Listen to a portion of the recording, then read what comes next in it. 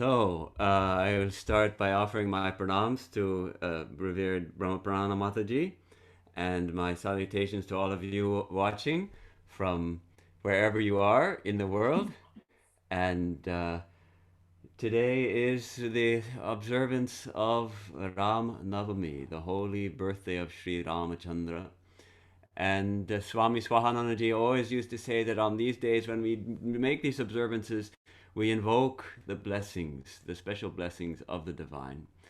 And that's what we're doing today. So we're going to think a little bit about Sri Ram and talk a little about Sri Rama and roam about in the grove of Sri Ram and Hanuman, along with uh, the great poet Valmiki and the great monkey Hanuman. I'll start with a beautiful chant from Tulsidas in Sanskrit. Om Moolam Dharmataror Viveka Jaladhe Purnendumanandadam Vairagnyam Bhujabhaskaram Yaghagana Dhvantapaham Tapaham Moham Bodhara Punja Patana Vidho Ke Sambhavam Shankaram Vande Brahmakule Kalanka Shamanam Shri Rama Bhupa Priyam.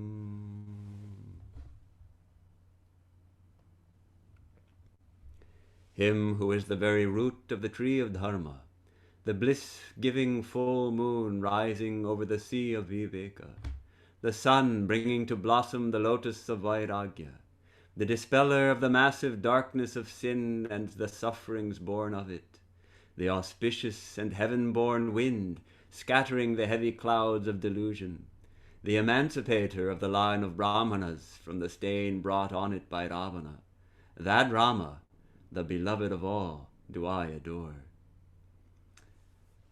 So this mantra is actually from Tulsidas Ramayana. We know this text is written in the Awadhi language, but Tulsidas also included at the beginning of each section, at the beginning of each kanda, a few verses in Sanskrit, and this is one of them, which is also included in the extended Ram Nam, which is sung at Belarmut.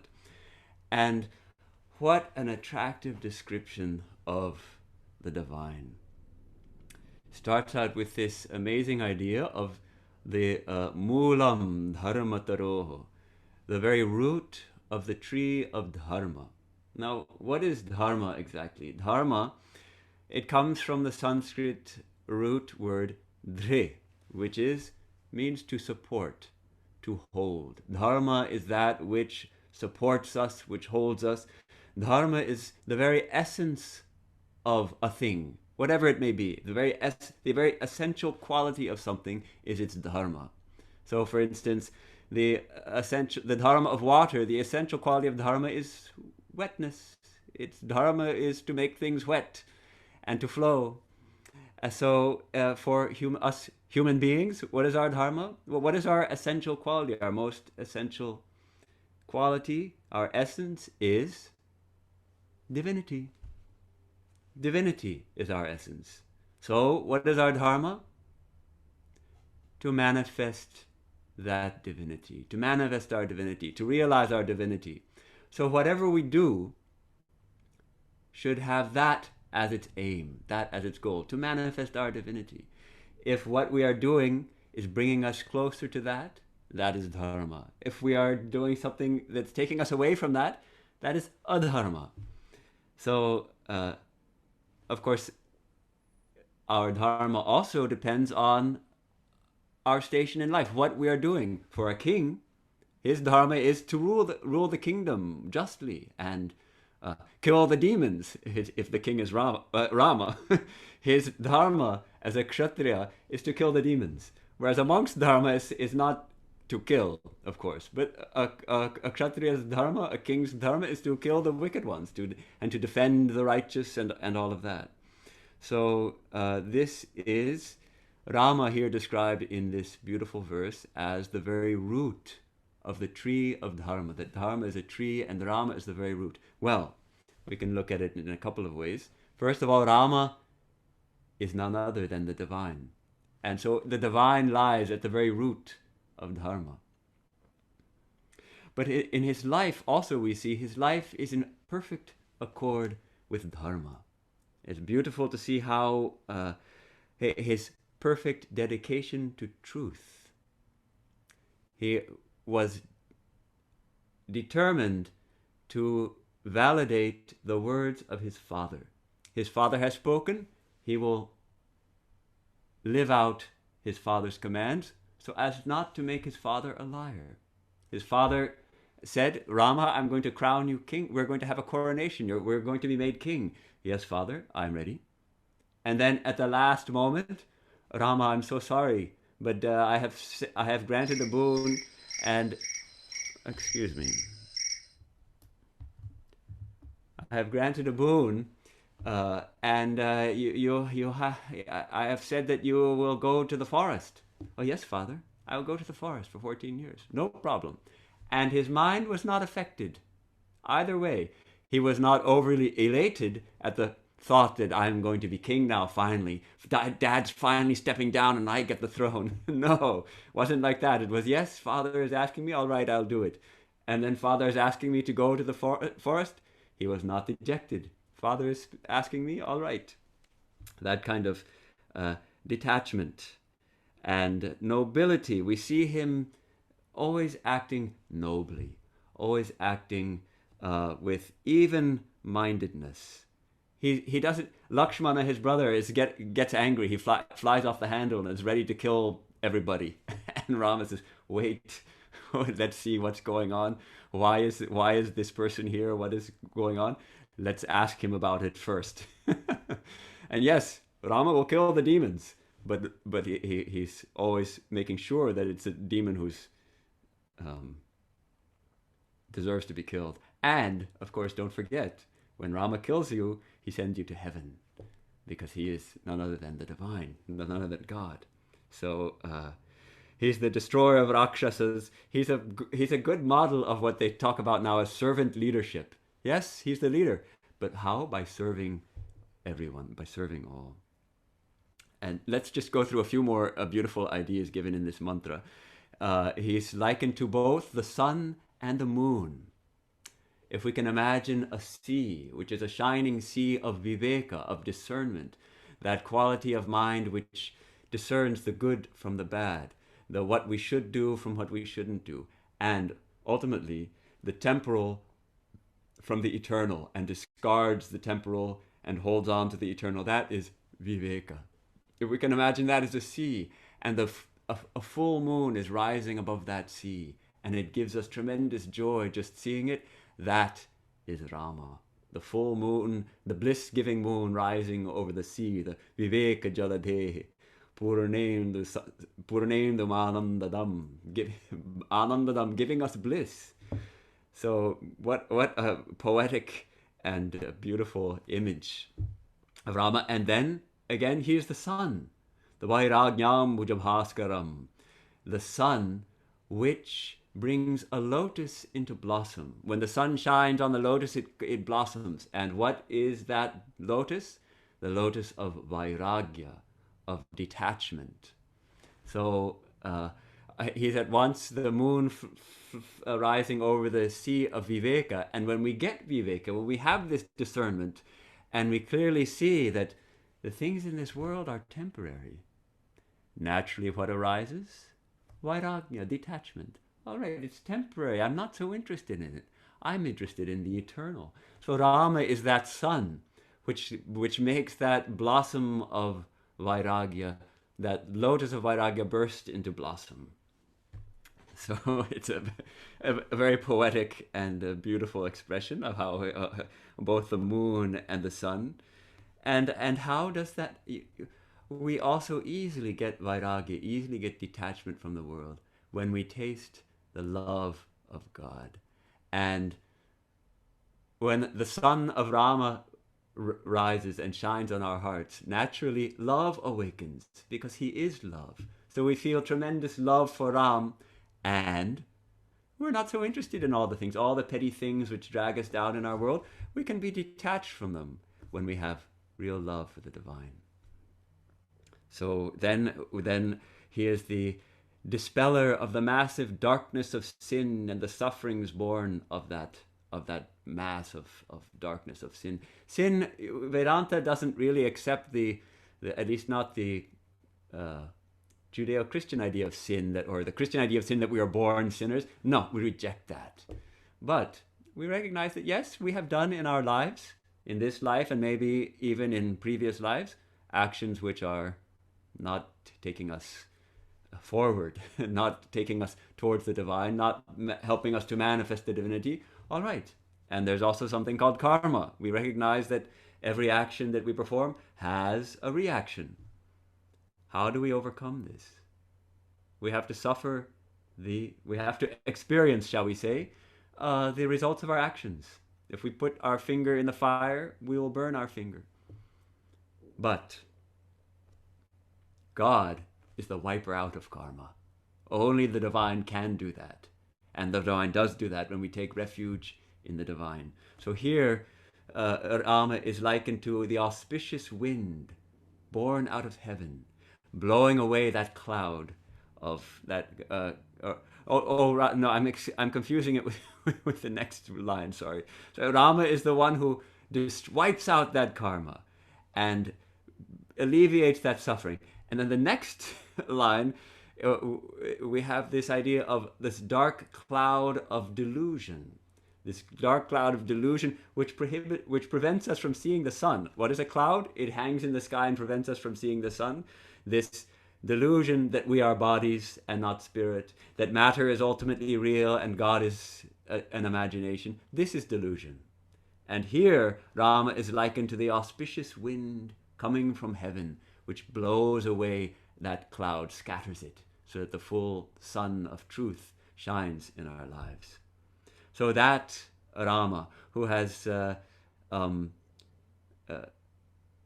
removed the stain of the line of Brahmanas. Ravana, you see, he was a Brahmana, though he is a very tamasic person. He was born into a Brahmin family, and so by his wicked deeds, he stained the whole, all Brahmins, as it were. So by killing Rama and freeing him from his negativity, Rama has also freed the whole line of Brahmanas from that stain.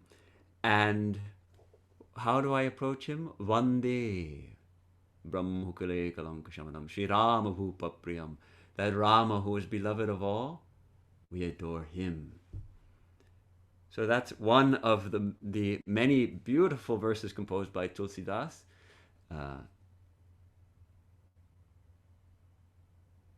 Dedicated to Sri Rama. So I thought I would share a little personal anecdote about how did I come to know about Rama? How did I get interested in Rama? And well, it wasn't on my grandmother's knee.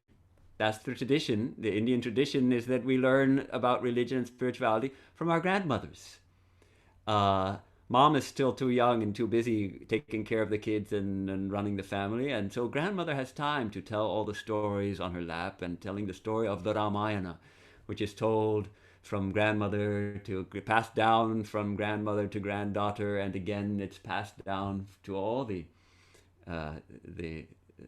children. Well, no, I didn't learn it that way. I didn't learn about Rama from reading about his life. Didn't see the comic books or the movies. What was it? My first introduction to Rama? Hearing his name. The name Rama. I attended a kirtan. This is when I was first getting interested in Indian spirituality, and there was a kirtan in Boulder, Colorado, at the little ashram home of two very sincere devotees. And they sang for a long time, Shri Ram, Jai Ram, Jai Jai Rama. Shri Ram, Jai Ram, Jai Jai Rama. There was one devotee, he had an Nectar, which is a one-stringed instrument, and he was plucking that string, and on we went singing the name of Rama, Rama, Rama. And I felt this joy welling up in my heart. What is this? The joy, just singing together this name of Rama, and this tremendous joy started arising. This is a great secret which we devotees of the divine name know all about, but most people don't know. The divine name is charged with bliss, charged with the bliss of the divine, and has a tremendous power of attraction. It attracts us to the divine. As we hear the name, as we chant the name, we feel attracted to God. So this was how I first became attracted to Rama, was simply by chanting his holy name. It's such a sweet name and such a simple name. It's just 2 letters in the Sanskrit alphabet, Rama, Rama. It's such a simple name, so easy to pronounce, and yet so deep. And if we go into English, okay, 4 letters. It's still short. So it's so sweet and simple, yet tremendously powerful. How powerful is the name of Rama?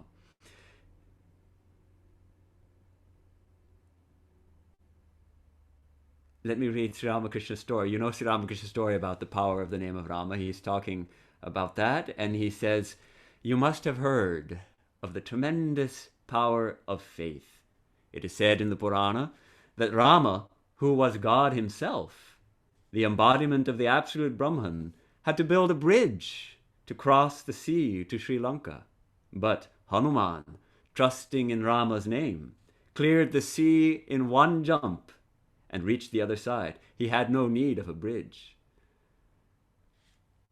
Then he tells the story of a man who wanted to cross the sea, and Vibhishana, who was the king of Lanka, made the king after Ravana's destruction, his brother Vibhishana, the good brother, he said, "Oh, you want to cross the ocean? You want to cross the sea? Let me give you something." And he wrote something. He wrote Rama's name on a leaf, and he tied that leaf in the corner of the man's wearing cloth, in the corner of his dhoti, and he said, "Now go ahead, walk on the water. Don't be afraid, have faith. But see here, the moment you lose faith, you will drown."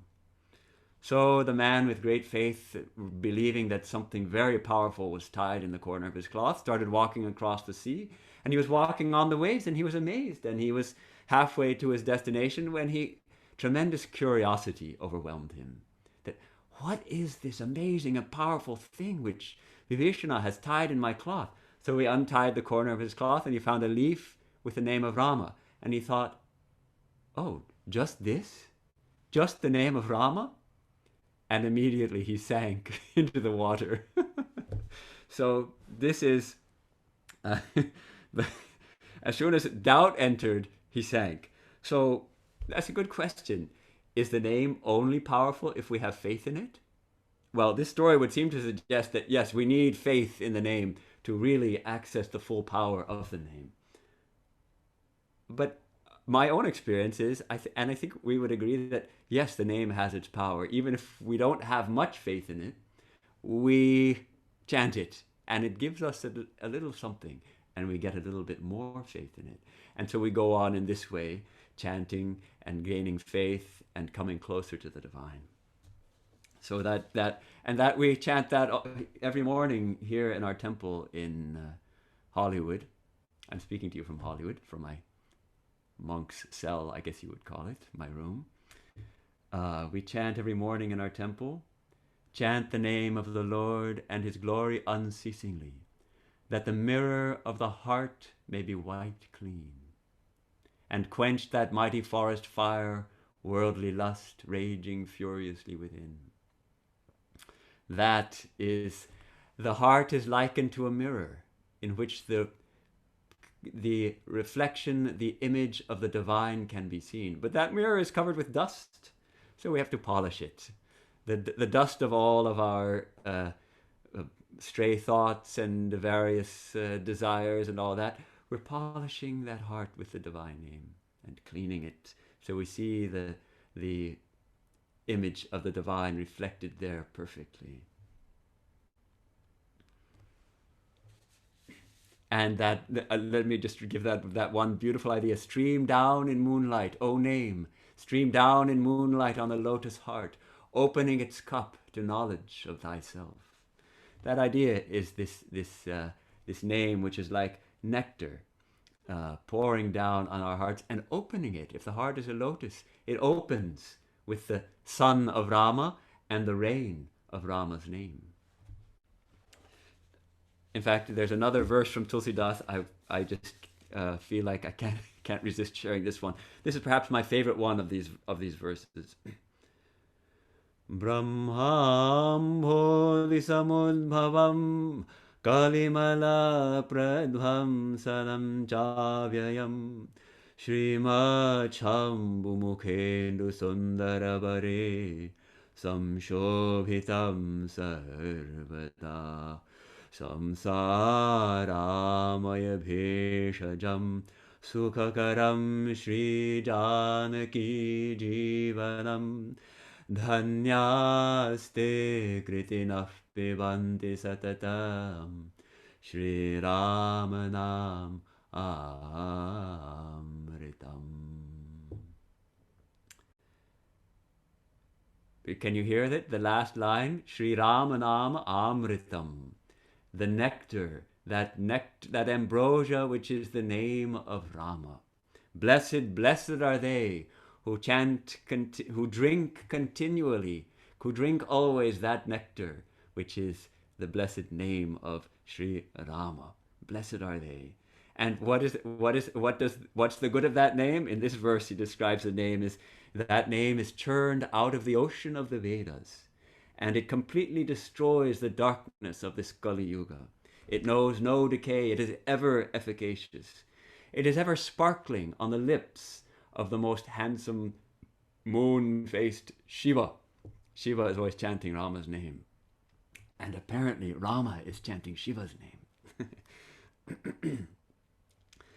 And it's the bliss-giving remedy for this disease of samsara, this disease of coming and going and being caught in misery here, and the very life of Sita.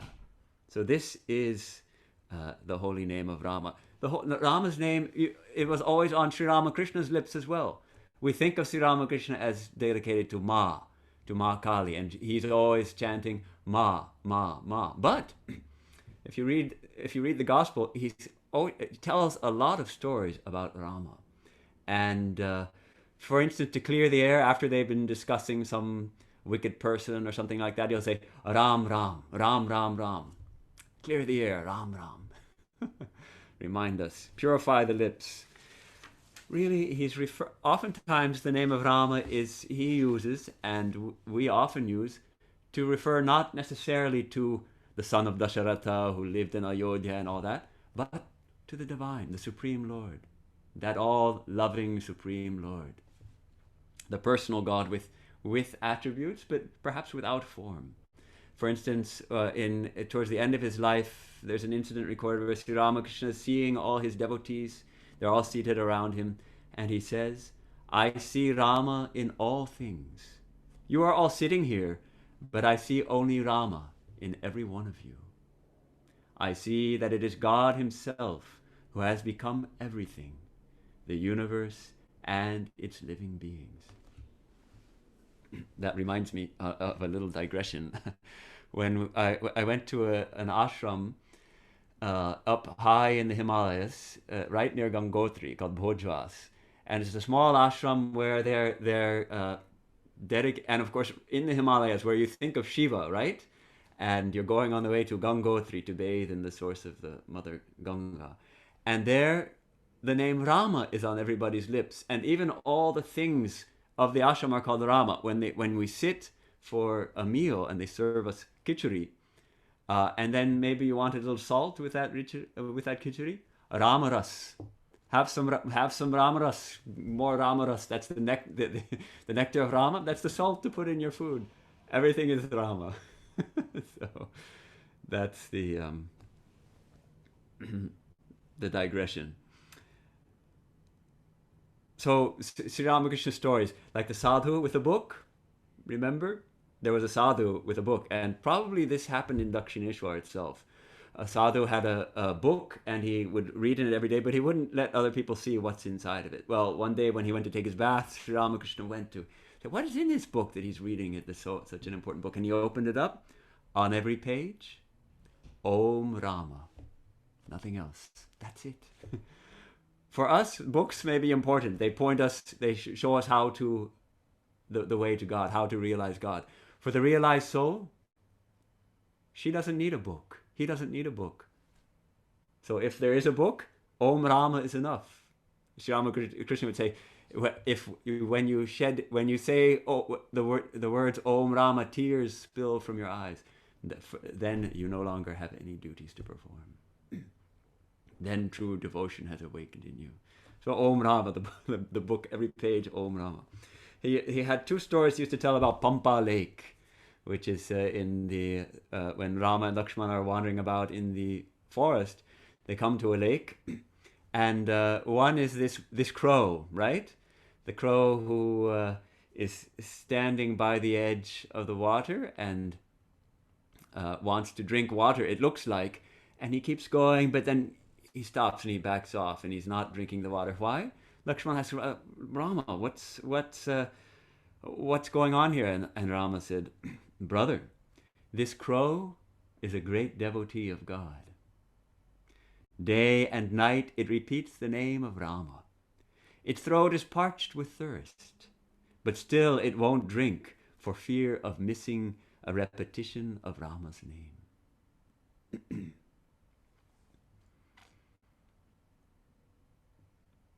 And there's another touching story. They come to Pampa Lake and they're going to bathe, right? And so they take their bows and they stick them in the soft clay and enter the lake and have their bath. And when they come out and they take their bows up again, and Lakshmana's bow, the tip of it is seen to be stained with blood. And Rama says, oh brother, quick, see, what happened? Maybe we have injured some creature. And sure enough, Lakshmana digs down and he finds a bullfrog which has been pierced by Lakshmana's bow and dying now. So Rama said to the frog in a sorrowing voice, he said, why didn't you croak? We should have tried to save you. You croak lustily enough when you're in the jaws of a snake. The frog said, oh Lord, when I am attacked by a snake, I croak, saying, O Rama, save me, O Rama, save me. This time I found that it was Rama who was killing me, so I kept still. This story, I think first of all of that idea that if Rama protects us, nothing can harm us. And if Rama is going to kill us, no one can save us. So, but this idea of complete surrender to Rama, turning everything over to Rama. A touching story. So many more stories. I don't think we don't have time for all of them, but there's the story of the will of Rama, the weaver of everything was the will of Rama, will of Rama, will of Rama. Rama Richa, Rama Richa. So many beautiful stories. If we have time at the end, we can go back and read the story of the will of Rama. So Swami Vivekananda describes Sri Rama as the great lover, the one who loved all, down to those who are rejected by society, the outcasted.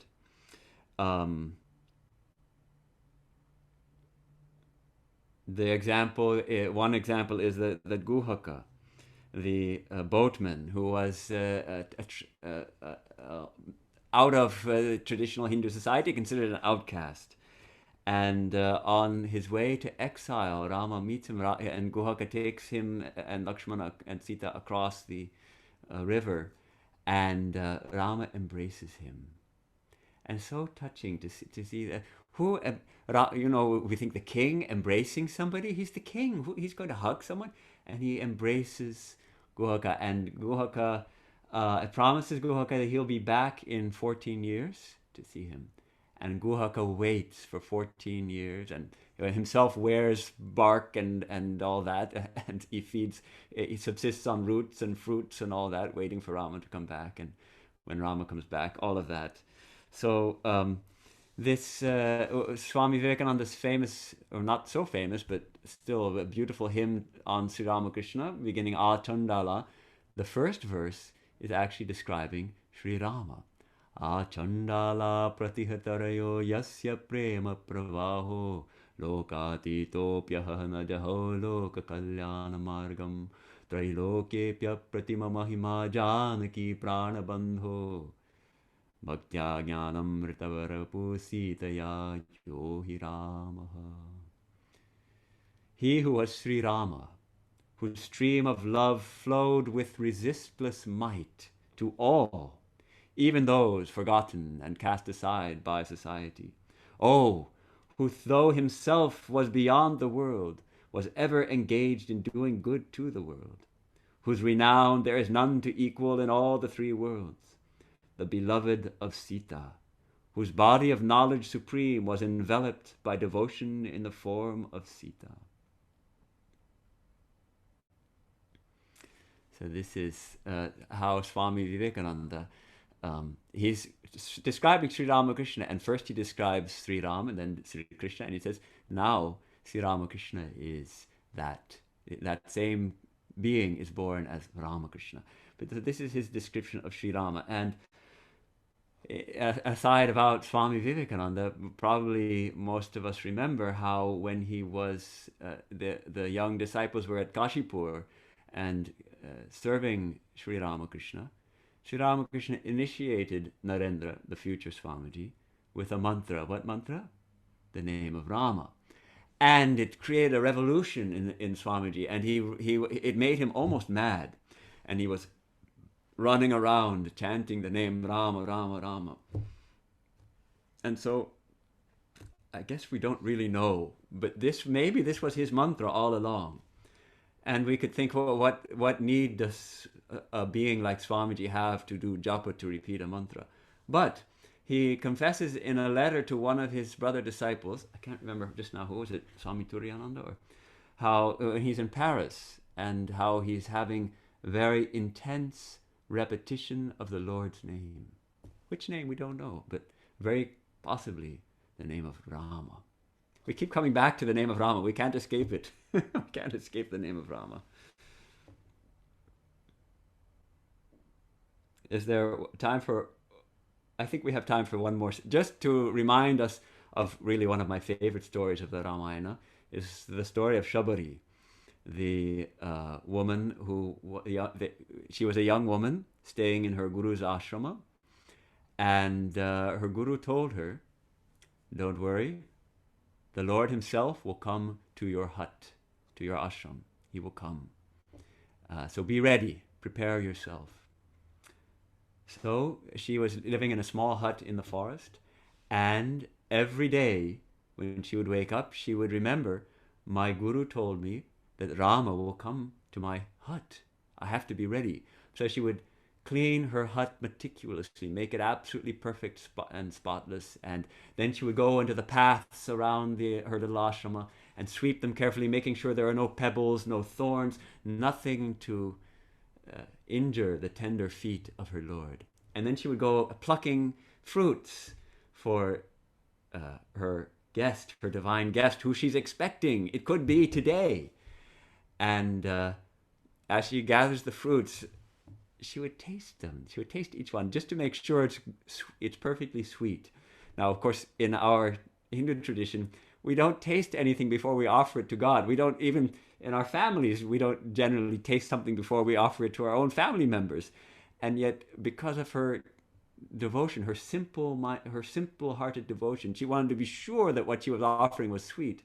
So she would taste it first. And so there would be a collection of fruits on a plate, each one of them with a little bite taken out. So it was sure they were the sweetest ones. And so she did this every day. And gradually the days passed into months, and weeks, and the weeks passed into months, and the months passed into years. And her guru left the body, and she was alone.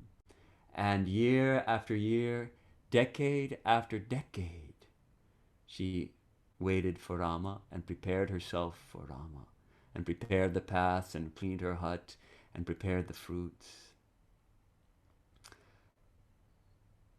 This kind of one-pointed devotion to the ideal. And so, Rama and Lakshmana are in the forest looking for Sita, searching everywhere for Sita.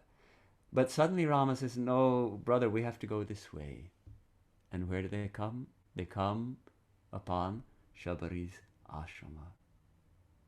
And Shabari has been waiting for this moment for her whole life. And she's overjoyed. She falls at Rama's feet and washes his feet and invites him into her hut and offers him that plate of fruits, each one with a little bite taken out of it. And Rama, what does he do? He takes the fruits and he enjoys them and he offers them to Lakshmana. Lakshmana, he says, thanks, brother, but I can't. He can't manage to bring himself to take the fruits because they've already been tasted. But Rama understands that they're actually anointed with Shabari's devotion. And so he relishes those fruits. It's said that God, above all else, what does God relish? He relishes our love, our devotion. So Shabari's life of tapasya, of real intense spiritual discipline, attained fruition in this visit of Rama to her humble home. So we'll have to say a few words also when talking about Rama. We have to talk also about Hanuman. The two stories are inextricably intertwined. And Hanuman, the great devotee, the great hero of the Ramayana, the perfect embodiment of dasya bhakti, that servant, that attitude of a servant. And one thing that when sometimes we may think that devotion is something that's weak, it's emotional. Devotion is emotional. Devotees are weak. They're going to weep and pray and all this. Hanuman's devotion was not like that. It was not a namby-pamby devotion. It was a devotion full of power. It was Shakti Bhakti, we can say. A bhakti full of Shakti, full of power. And he shows us how intense devotion actually gives us great strength, gives us great devotion. And Swami Vivekananda held up this devotion of Hanuman as an ideal for us, the kind of love that drives us to serve. Love doesn't mean a nice feeling in the heart. Love will express itself how? In service. And for Hanuman, it was continual service to Sri Rama and Sri Rama alone. Never expecting anything in return. This is not a shopkeeping. He is just there to serve Rama is its own reward. So he's serving Rama. And fearless. Love drives out all fear. What is there to fear when Rama is behind me? And no rival. I don't love anything else. I love anything else I love for the sake of Rama. I love even myself for the sake of Rama, because Rama is within all. Rama is even within myself. So I can love myself. I love myself for the sake of Rama. And Hanuman is a master of his senses. He's a brahmachari. So we monks also appreciate Hanumanji very much. He's and what an example. After all, he's still a monkey. So sometimes he gets that simple monkey quality of getting distracted and all that. And yet he masters that through repeating the divine name of Rama, through love for Rama. Our monkey mind, similarly, will be mastered through love of Rama, through the holy name of Rama. But Hanumanji is actually, he's more than a devotee. He's not just, yes, he's a devotee, but he's also a deva. He's also divine. He's a divine devotee. And not only is he fearless, he grants fearlessness. He grants strength. He grants wisdom. He's the protector of the good. He's the destroyer of the demons. And yet, also the embodiment of humility, the humble servant of Rama. He's the one who opens the door to Rama's court. If we want to meet Rama, we can approach Hanuman. Approaching Rama directly, sometimes we might not be able to jump quite that far. But Hanuman is close to us. He's said to be Chiranjeeva, eternally living. As long as this world lasts, he's here, going everywhere, going around to hear the recital of Rama's deeds and the singing of Rama's name. So yes, we can approach Hanumanji. Some of the most touching incidents of the Ramayana involve Hanuman. How the way he finds Sita and the way Rama tells him a special story that is only known to Rama and Sita, and he tells Hanumanji this story and gives him his signet ring.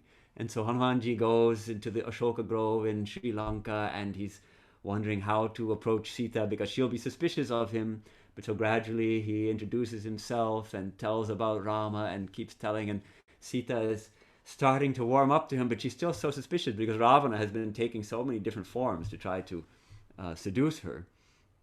And finally, he tells this story which is only known to Sita and Rama. And he gives her the ring, which is Rama's ring, and she sees it, and then her doubt is dispelled completely, and she's overcome with the relief, as it were, that Rama has not forgotten her, that she has not forgotten Rama for one instant, and Rama has also not forgotten her. So these touching incidents of the Ramayana. There's also a lot of very humorous incidents. Hanuman had a great sense of humor, and for instance, there's when Hanumanji jumps over the ocean, over the sea to get to Lanka.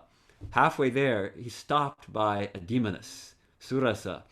She's a giant serpent demoness, and so she comes up and she says, I'm getting a good meal today. You come into my mouth. Nobody passes by here and doesn't enter into my mouth. So she opens her mouth big, and the Hanuman says, oh yeah? Well, you better make your mouth bigger, and he doubles his size. But Surasa, she's an equal match for Hanuman. She makes herself bigger and makes her mouth bigger. And again, Hanumanji gets even bigger, and then she gets even bigger. Then, immediately and instantaneously, Hanumanji shrinks himself to very small size, darts into her mouth, comes out through her nostril and says, now see, I've entered your mouth, now let me go. And then he goes on and goes on to Lanka to find Sita. So he's a very humorous individual. So there's when we think of Hanumanji, I often think of the different pictures of Hanumanji. There's four main pictures that you come across if you search for pictures of Hanuman, at least the traditional pictures. And the first one is the Rama Darbar. Let me grab it.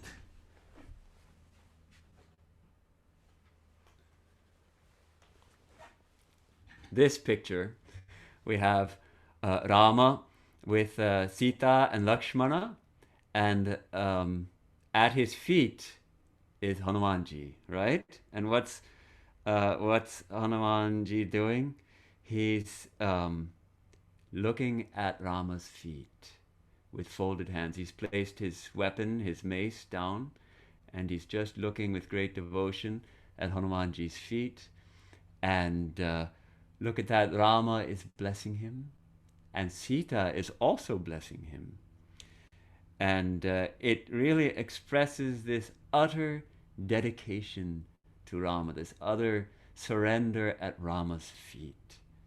As Sri Ramakrishna you often used to say, once someone asked Hanuman, what's the tithi? What day of the fortnight is it? And Hanuman's reply, brother, I don't know anything of the day of the week, or the fortnight, the tithi, or the position of the stars. I think of Rama alone. Mm.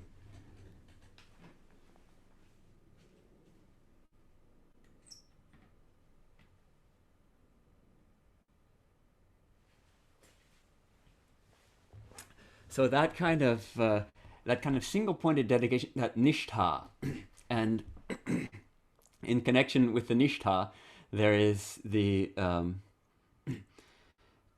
that prayer which we also sing when we start the Ram Nam usually, which is Hanuman's.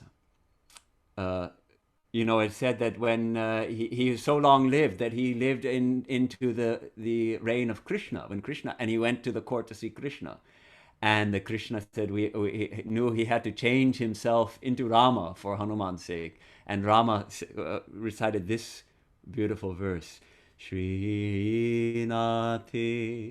Janaki Nati Abheda Paramatmani Tathapi Mama Sarvasva Rama Kamalalochana.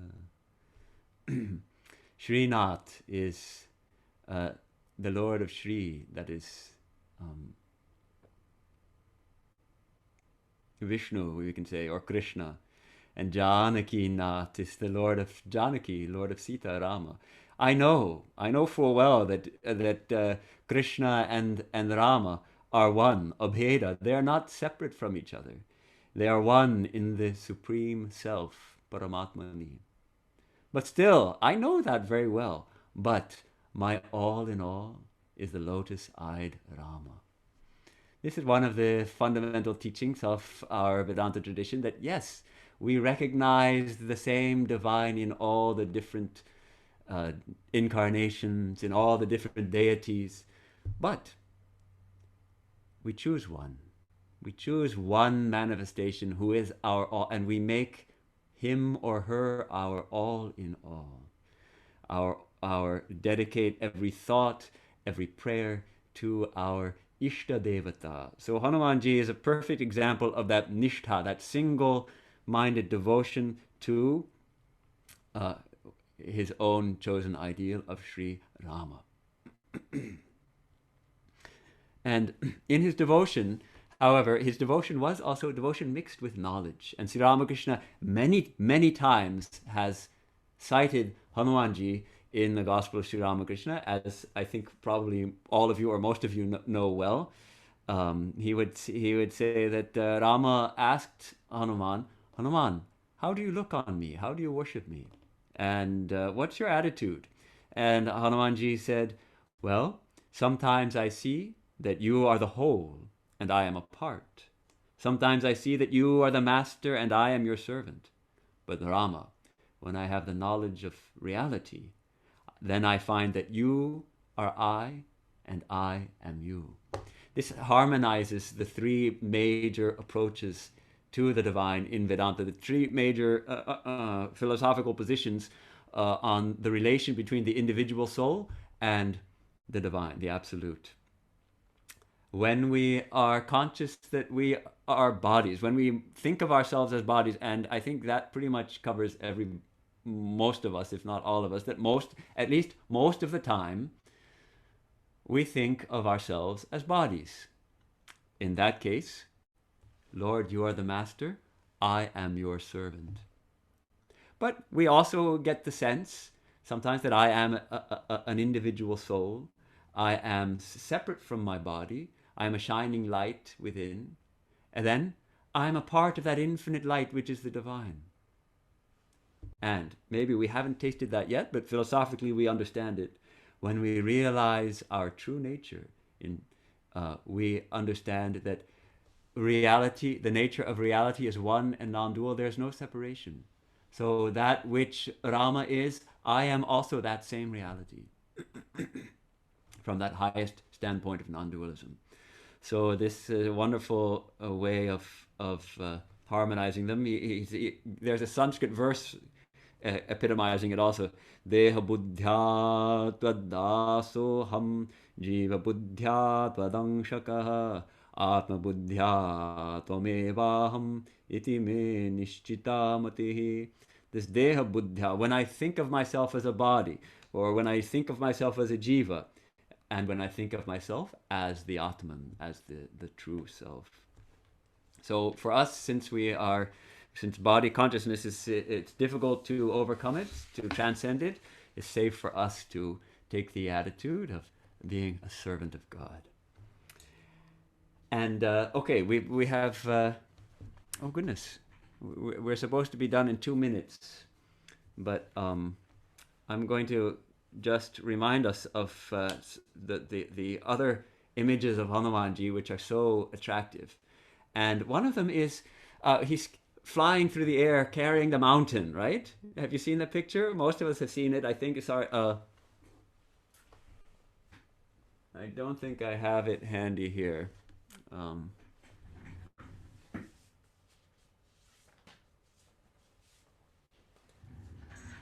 Here it is. Here's a version of that. He's carrying a mountain. Flying through the air carrying a mountain. What's this all about? Well, um,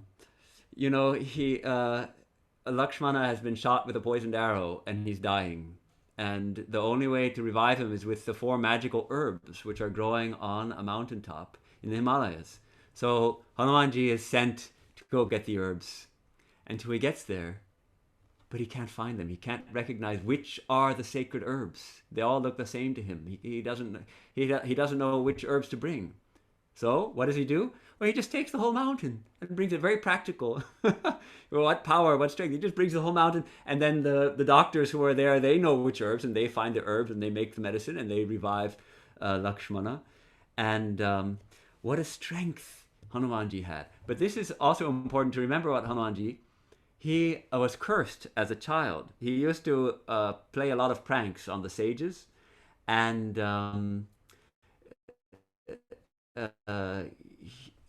the sages got fed up with him, and so one of them cursed him, saying, "You will forget your strength. It's only if someone reminds you that you'll remember it." And so he would forget. So when, for instance, when they were looking for everyone was looking for Sita, and they came to know that she's in Sri Lanka, then someone has to jump across to find her. But who's going to do it? Hanuman is sitting quietly. And then they remind him, "Hanumanji, you're the son of the wind. You can do it." They start reminding him of all the things he's done, all the exploits he's accomplished. And then Jambavan, the bear, he reminds him, "You can do this. You are the son of the wind." Then Hanumanji remembers, and he goes and he jumps. So actually, this is a very true. We are in the same condition as Hanuman. We've forgotten who we are, and we need to be reminded. And that's what Rama and Swami Vivekananda do, and what Swamiji tells us. We need to remind ourselves continuously of who we are. Tell yourself continually, "I am the pure, I am the free, I am that infinite consciousness. I am not this body." So like that, Hanuman's condition and our condition is the same. We need to remind ourselves of who we are, of our own glory and magnificence. And this is the purpose of the Hanuman Chalisa. We remind Hanumanji of his power so that he comes and protects us, and we also remind ourselves of our own power. Briefly, the third picture I don't have an image of that here, is of Hanumanji opening his heart. He's opening his heart, and what's shining inside? Sita Rama. Sita Rama shining inside. And the story behind this is wonderful. This is when Rama and Sita are back in Ayodhya, and Rama is crowned king, and the various soldiers and people who have helped Rama are around, and he's giving them all boons and jewels and gifts. And Hanumanji is not getting anything. What does he want? He doesn't want anything. But then Sita gives him her beautiful pearl necklace. She takes it off her neck and gives it to Hanumanji. And Hanumanji starts examining it closely, and he starts smelling it. And then he starts breaking the pearls with his teeth, breaking them open and looking, and then throwing them away. And everybody starts to, "Oh my God, what's he doing? Sita just gave him this beautiful necklace." I guess he is a monkey after all. He's a foolish monkey. He thinks it's something to eat or something. So then Sita asks him, "What are you doing, Hanuman? What are you doing?" oh, well, to me, Rama is everything. If Rama, I'm just seeing if Rama is inside these. If Rama is inside them, then it's precious to me. If there's no Rama inside, then it's worthless to me. And I'm finding the Rama is not there, so it doesn't have any value. And so then Sita asks, well, do you have Rama inside of you? Yes, I do. And he opens his chest and shows Rama and Sita also shining within. So this is the boldness of the devotee who is ready to show the world. Yes, see, here is Rama, here is Sita, and we also have Rama seated within us. And of course, then Rama embraces him that time, and heals the wound that he he has. And the final image that I wanted to, which we already mentioned actually, is this image of Rama embracing Hanuman. And it's such a touching image. You see Hanuman with his head on Rama's shoulder and this touching, how could we ever dare to go up to Rama, embrace him, and embrace him? We couldn't. But if he comes to us and embraces us, that's a different matter. So Rama embraces his devotee. He has so much love for us that he's ready to come and embrace us.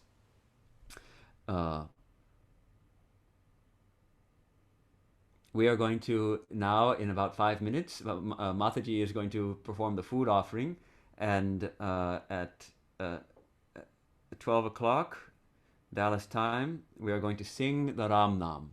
These are 108 the traditional Ram Nam is 108 names encapsulating the life of Sri Rama, all the different names describing the different events in his life and aspects of him. Because we have half an hour, we're going to do an abridged version, and but I really request you, if possible, you sing along, because it's not in listening. I'll be singing alone here, so it's not something that is going to give you great joy listening to me sing it. We have to sing it together. So the words, I think most of you have them. I'm going to text to you also in the chat of the Zoom a link to the Ram Nam, and here it goes. Oh, I have to probably.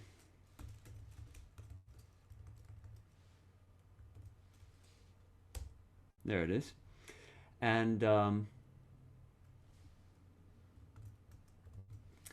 we'll have the story behind this is that Swami Brahmananda, the first president of the Ramakrishna order, he had been to South India and he had heard this recited, and he loved it. It sent him into an ecstasy. He brought the words back, and instituted its singing every fortnight on every Ekadashi, the 11th day of the cycle of the moon. And there are some other hymns chanted with it. We're going to chant one verse at the beginning, the prayer of Tulsidas for pure devotion. And then there are two hymns afterwards, a little bit peppy one and a slower one, which is beautiful. And of course, the name of Rama keeps coming back and back, again and again. And, Swami Brahmananda, when he was in Benares, in Varanasi, they were singing the Ram Nam, and he had a vision. The singing of the first invocations had just begun when he saw an old man enter slowly and sit by the picture of Sri Rama. He says, I had never seen him before, so I looked at him twice or three times, and a few moments later I saw him no more. I then remembered that Mahavir, that is Hanuman, comes wherever the name of Rama is sung. So probably it was Hanuman who came. So every time when we sing Ram Nam, Swami Brahmananda requested that we place a seat, we place an asana for Hanumanji to sit, so that he may sit comfortably and listen. So I offer my salutations to all of you. Thanks for giving me this opportunity to share my thoughts on Sri Rama, and I'll be back in about 5 minutes and we'll sing the Ram Nam. I'll just set up my harmonium here and then we'll sing together Ram Nam.